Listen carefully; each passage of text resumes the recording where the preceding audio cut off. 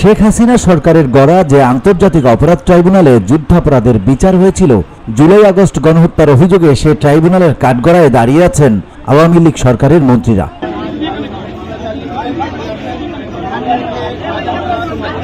অন্য মামলায় গ্রেপ্তার হয়ে কারাগারে থাকা যাদের ট্রাইব্যুনালের কাঠগড়ায় হাজির করা হয় তারা হলেন আওয়ামী লীগ সরকারের সাবেক আইনমন্ত্রী আনিসুল হক, গোলাম দস্তগীর গাজী, শাহজাহান খান, ফারুক খান, কামাল আহমেদ মজুমদার, হাসানুল হক ইনু, রাশেদ খান মেনন, জুনায়েদ আহমেদ পলক, সাবেক প্রধানমন্ত্রী উপদেষ্টা সালমান এফ রহমান ও তৌফিক ইলাহি, সাবেক স্বরাষ্ট্র সচিব জাহাঙ্গীর আলম ও সুপ্রিম কোর্টের আপিল বিভাগের অবসরপ্রাপ্ত বিচারপতি শামসুদ্দিন চৌধুরী মানিক। সাবেক মন্ত্রী দীপুমণিকে কাঠগড়ায় পাশে চেয়ারে বসানো হয়।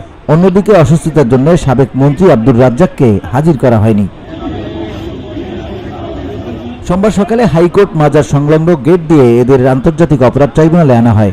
প্রথমে ট্রাইব্যুনালের হাজতখানায় রাখার পর এদের সকাল 10:50 তোলা হয় ট্রাইব্যুনালের কাঠগড়ায়।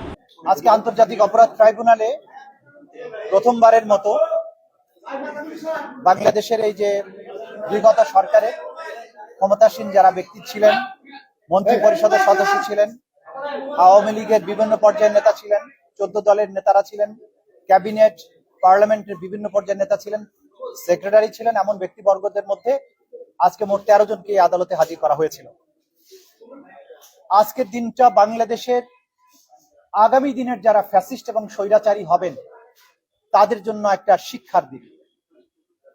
ক্ষমতার দম্ভ এবং মানুষের স্বাধীনতার আকাঙ্ক্ষাকে দমন করার জন্য অপরাধের মাধ্যমে।